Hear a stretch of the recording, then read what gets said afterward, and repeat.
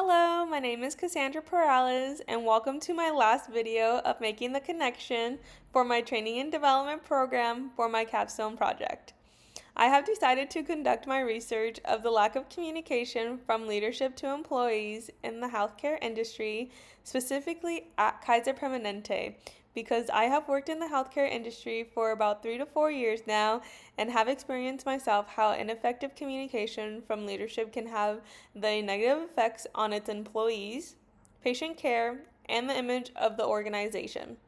My goal is to expand my knowledge and experience and find a gatekeeper who worked in the healthcare industry for a large organization.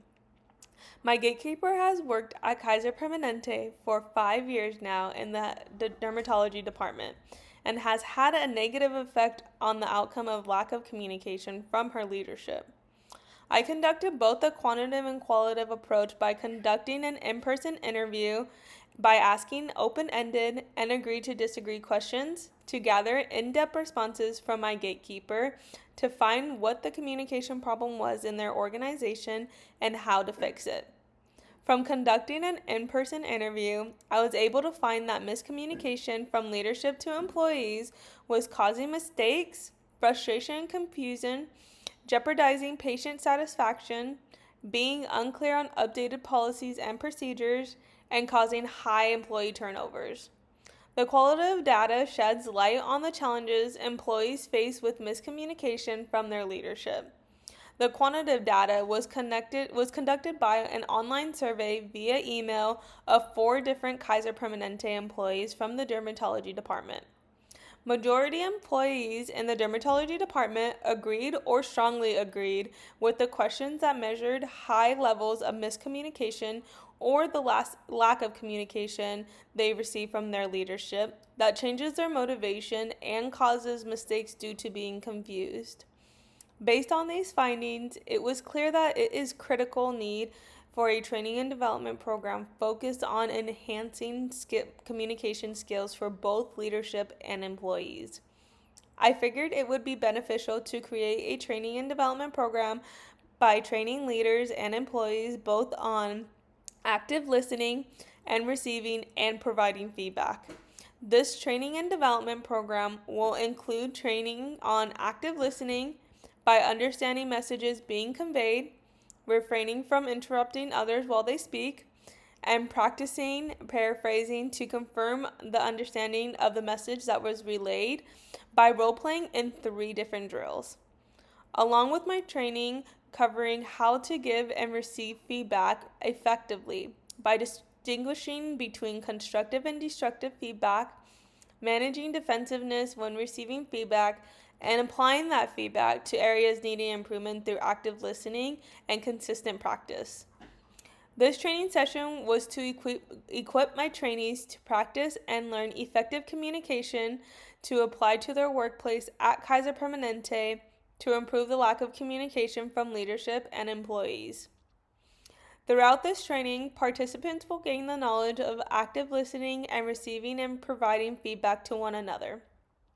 Large organizations often forget the importance of effective communication in the workplace to promote employee satisfaction, decrease patient mistakes, and improve patient satisfaction for an overall positive image on the organization.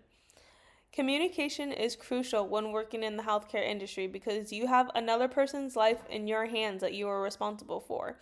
And when there is miscommunication happening between supervisors and employees, you risk the percentage of causing patient mistakes. What I can do for the organization, Kaiser Permanente, is to teach my training and development program. I have chosen 4 dermatology employees, which are 2 of them are LVNs, one of them is an RN, and one of them is a doctor. There are 3 drills I have created for both active listening and receiving and providing feedback to one another that will include role playing. This will help trainees break out of their comfortness and expand and build their confidence in speaking up in effective communication styles. At the end of this training, trainees will be able to translate these communication strategies and skills to their workplace to promote effective communication from leadership to employees, and employees feeling confident and comfortable voicing their opinions to their supervisors when there is a concern or question. In conclusion, I was able to create and succeed a training for my gatekeeper and the participants to learn active listening and receiving and providing feedback to transfer into effective communication styles. I followed up with my participants 2 weeks after the training to do an update on it to see if anything has improved in their organization, and I found that they feel more confident in speaking. Their effective communication styles have improved between their leadership and department, and they have also had an increase in patient satisfaction.